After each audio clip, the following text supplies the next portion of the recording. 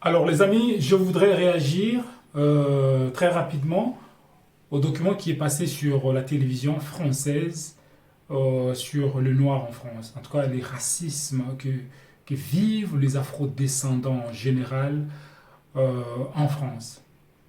Alors, j'ai quand même regardé sur Internet, à la télévision, il y a eu énormément de réactions, des gens qui sont choqués, et surtout les afro-descendants en même temps.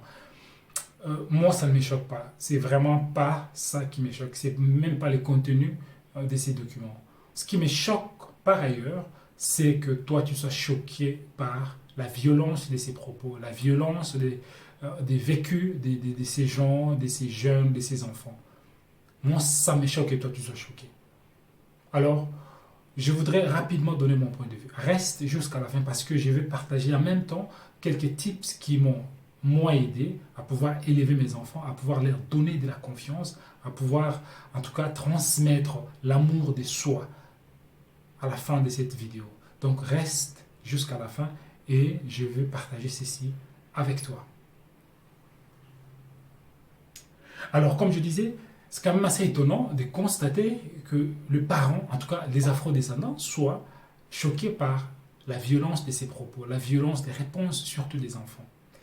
Ce que moi je note dans l'ensemble de ces documents, il y a, en tout cas, je peux le résumer en une phrase. Il y a l'absence, en tout cas, de dialogue à la maison, l'absence euh, des, des conversations de ces sujets liés au racisme, liés en tout cas à l'appréhension que l'extérieur, la société aura vis-à-vis de tes enfants, vis-à-vis de nous.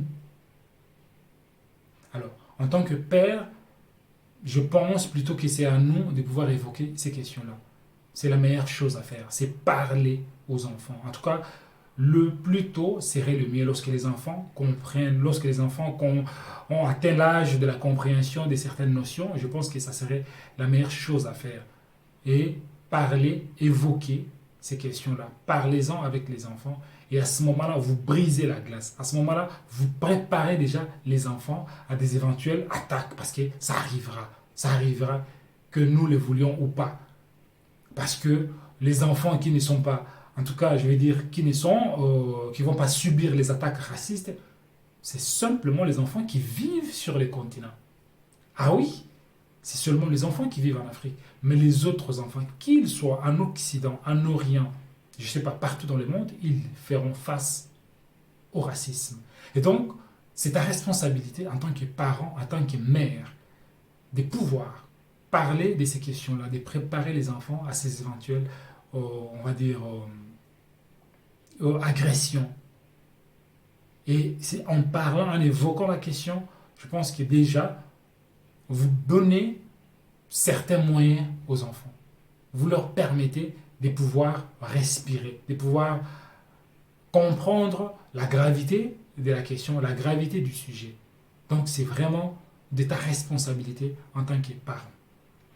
Alors, je vais te partager en tout cas mon point de vue, quelques points que j'ai pu noter sur en tout cas l'ensemble du document. Ce qui manque, à mon avis, dans cette communauté.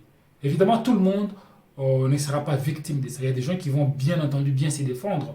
C'est pas ça les problèmes. Mais je pense à l'immense majorité de personnes qui n'ont pas cette capacité de défense, qui n'ont pas cette confiance en eux, confiance suffisamment pour se défendre dans plusieurs, en tout cas plusieurs situations. Alors, je vais te partager ces points-là.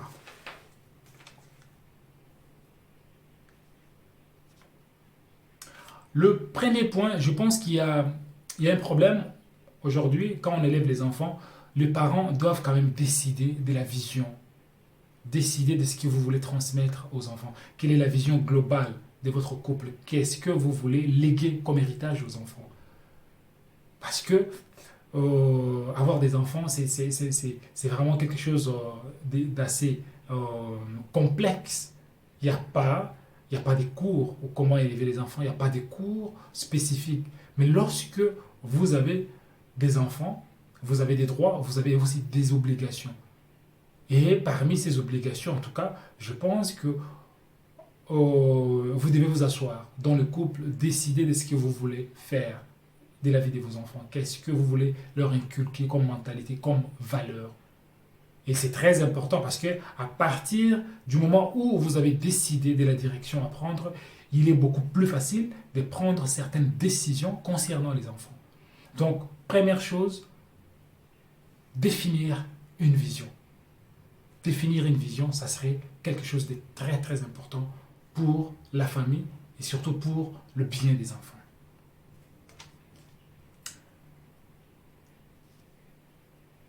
Deuxième chose, je vais parler d'un point très essentiel, c'est l'identité. Évidemment, l'identité, le fait que les enfants vivent dans un autre pays, ils peuvent être confrontés à la culture du pays où ils vivent.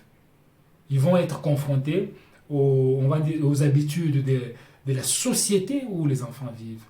Mais pour que cela se passe mieux, je pense que la meilleure chose à faire, ce n'est pas d'essayer de se diluer. Non, la meilleure chose à faire par rapport à cet aspect-là, c'est d'affirmer notre identité, d'affirmer sa fierté en tant qu'Africain, en tant que Kamite, en tant que peuple du monde.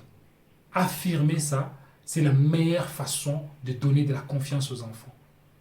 Et donc, moi, je vous recommande, en tout cas, de pouvoir élever les enfants tout en discutant de certaines questions qui sont liées à notre culture, liées à la culture des parents, liées au pays de provenance des parents. En tout cas, ça peut être des questions liées à la politique, ça peut être des questions liées à la culture, ça peut être des questions liées au sport. Parlez-en avec les enfants, discutez avec les enfants. Il faut leur montrer.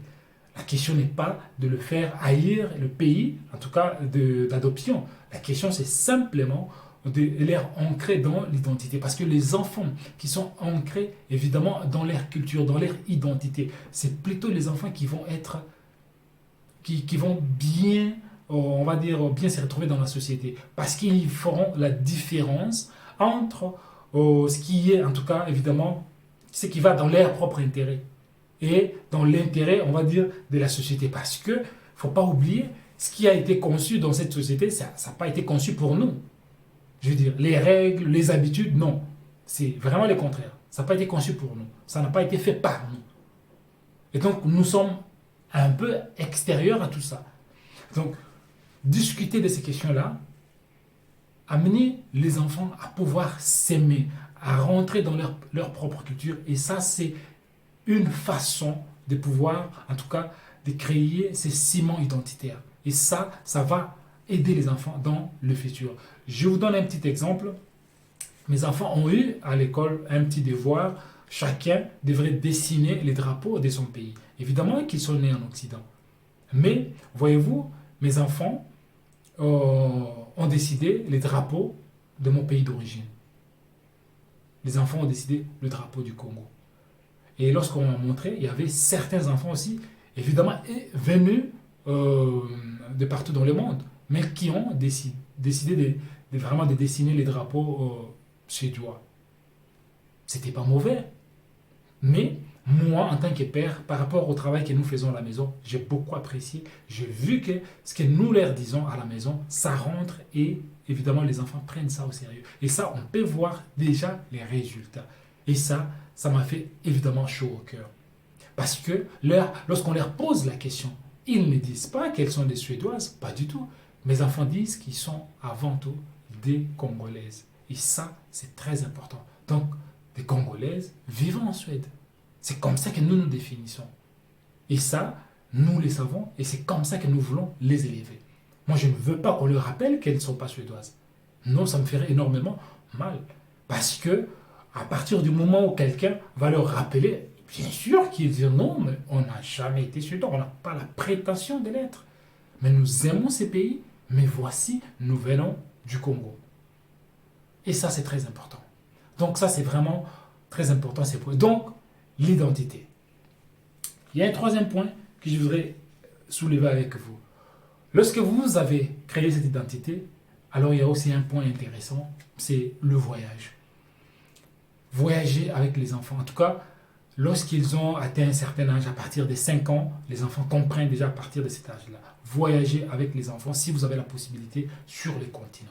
Allez-y avec les enfants. Il faut leur faire voir, visiter le pays des parents. Allez-y. Même si vous êtes, les parents sont de 2 pays différents. Mais peu importe, voilà, planifier. Le premier voyage, vous pouvez aller dans le pays de l'un, et puis le deuxième voyage, vous pouvez aller dans le pays de l'autre. Il n'y a pas de problème. Voyagez avec les enfants. Allez-y, que les enfants palpent, que les enfants voient des choses, que les enfants, en tout cas, touchent la réalité. Pas simplement dans des beaux hôtels, ce qui n'est pas mauvais, mais allez, que les enfants voient ce qui se passe. Les enfants qui ont vécu, qui ont vu ce qui se passe au continent, ce sont parfois les enfants qui s'investissent le plus. Parce qu'ils se sentent qu'ils font partie de la société. Et ça, c'est très important. Donc, c'est un investissement en tant que parent d'amener les enfants sur les continents. Et en les amenant, vous créez, en tout cas, vous développez leur imagination déjà. Et dans cette imagination-là, les enfants, ils vont se voir, en tout cas, pas comme des étrangers. Ils vont faire partie de cette nation-là. Ils ne vont pas se sentir étrangers quand ils reviendront dans le futur. Donc, faites cet exercice-là, faites cet effort-là de pouvoir amener les enfants au pays. Ça serait quelque chose de très, très intéressant. Donc, voilà les points que je voulais évoquer avec vous. Mais en même temps, je voudrais partager avec vous 2 conseils très, très importants que moi, je pratique à la maison. Moi et ma femme, nous pratiquons. Et ça marche évidemment très, très bien. Première chose, vous avez vu, il y a une fille qui a parlé en tout cas de la dépréciation de sa couleur de peau. À la limite, elle a entendu parler et les grandes personnes, sa grande sœur qui jouait que avec la poupée blanche. Moi, je voudrais vous dire quelque chose, que n'insultez pas vos enfants. On ne le dit pas assez. On a la langue facile. Nous, Africains, il faut le reconnaître. Parfois, nous pouvons être, en tout cas, animés d'une certaine façon juste d'insulter les enfants. Mais on ne se rend même pas compte à quel point ça peut créer un complexe alors important qui peut rester dans leur vie. N'insultez pas les enfants. Donnez-vous en tout cas cette discipline de ne pas insulter vos enfants. C'est très important. Et même si ça peut venir, n'insultez pas les enfants. Par contre, faites-leur des compliments. Parce que avec les compliments, la façon dont vous parlez aux enfants, vous nourrissez leur cerveau, vous nourrissez leur esprit déjà, des choses en tout cas positives, d'une certaine appréciation d'eux-mêmes. Ils vont construire l'estime d'eux-mêmes. Faites ça, c'est quelque chose de vraiment, vraiment important. De ne pas insulter les enfants, c'est une chose. De ne pas frapper les enfants aussi, c'est une autre chose. Parce que le marqueur, le fait, il y a plusieurs façons de punir les enfants. Mais pour moi, je ne crois pas que c'est vraiment la meilleure façon de punir les enfants. Les enfants adorent les bonbons. Il y a des meilleures façons. Vous pouvez leur interdire le téléphone. Vous pouvez leur interdire beaucoup de choses. Mais ne frappez pas vos enfants. Ne le faites pas. Ce n'est pas vous créez un traumatisme où les enfants auront du mal à s'exprimer dans le futur. Parce que ce sont les enfants qui ont vécu dans la contrainte, qui ont vécu dans la soumission, qui ont vécu en tout cas tête baissée. Faites ces 2 choses-là, ça va vous aider. Alors, il y a une autre chose que moi je trouve très très cruciale. Vous avez vu, cette dépréciation commence très très jeune. Voici ce que nous avons fait. Lorsque notre première fille est née, nous avons directement acheté une poupée noire qui ressemblait à notre enfant. Et c'est comme ça que ça l'a accompagnée durant son enfance. Elle est encore petite, mais cette poupée a toujours été près d'elle. Ça construit son imaginaire. Elle jouait avec, elle s'amusait avec, elle portait cette poupée. Et aujourd'hui, je vois, en tout cas le fruit de ces gestes-là. Vous n'allez pas attendre. Je ne suis pas certain que si le parent de ces enfants avait acheté des poupées noires à leur enfant, à ce moment ici, les enfants allaient encore se comporter de la même façon. Je ne crois pas. Donc, vous construisez déjà l'imaginaire des enfants avec ces choses-là. Vous construisez leur appréciation parce que les enfants vont se regarder. Ils vont se dire, voilà, ça me ressemble. Cette poupée a aussi mes cheveux. Cette poupée me ressemble. C'est la couleur de ma peau. Et les enfants vont s'apprécier. Je me rappelle lorsque nous avons changé d'école, ma fille a commencé à fréquenter une nouvelle école. À l'arrivée, dans cette école-là, en tout cas, il y avait pas d'enfants africains. Ça n'existait pas dans cette école-là. Alors, moi, je ne savais même pas. Et dans les poupées qu'ils avaient à l'école, il n'y avait que des poupées blanches. Et ma fille a dit, non, il n'y a pas de poupées qui me ressemblent. Et directement, on va dire, le chef de l'établissement était très sensible à cette question. Elle est allée directement acheter la poupée. 3 de surcroît. Elle a acheté 3 et on a mené ça, on l'a mis à l'école. Et ma fille s'est vue au travers ces poupées-là. Et elle se sentait vraiment connectée, liée à ça. Et ça construit son imagination jusqu'à aujourd'hui. Elle s'aime énormément. Nous avons encore eu une réunion à l'école avec les psychologues, avec la maîtresse. Et ils nous ont dit, en tout cas, vos enfants ont l'estime d'eux-mêmes. Et ça, c'est très important. En tant que père, pour moi, la partie est déjà gagnée. À partir de là, on a déjà gagné la partie. Bien entendu, on va continuer à travailler. Mais pour moi, ça prouve que ces choses-là fonctionnent. Faites ces choses-là, ça ne vous coûte rien du tout. Cherchez une poupée noire qui ressemble à votre enfant, à votre garçon, à votre fille. Faites ça le plus tôt possible est la meilleure façon de le faire. Et comme ça, vous construisez quelque chose, un imaginaire créatif qui sème, un imaginaire où l'enfant a beaucoup d'attaches vis-à-vis de lui-même, beaucoup d'attaches vis-à-vis de ses cheveux. Et ça, ce sont des choses que nous, on ne savait pas. Maintenant, toi, tu le sais. En tout cas, dis-moi en commentaire qu'est-ce que tu en penses. Dis-moi ce que toi, tu fais avec tes enfants. Dis-moi comment nous pouvons évoluer avec nos enfants, comment nous pouvons améliorer leur confiance en eux, comment nous pouvons créer des outils pour justement leur permettre de faire face à l'agressivité, à la violence qui sera à l'école, au travail, à l'université, partout. Il y aura cette violence raciste. Alors dis-moi, partage-moi, dis-moi ce que toi tu en penses. En tout cas, si vous avez aimé la vidéo, faites 2 gestes. Abonnez-vous et surtout, likez cette vidéo pour nous donner encore beaucoup de courage de continuer à vous donner des sujets aussi intéressants que nous puissions approfondir ces sujets. Merci beaucoup et à la prochaine.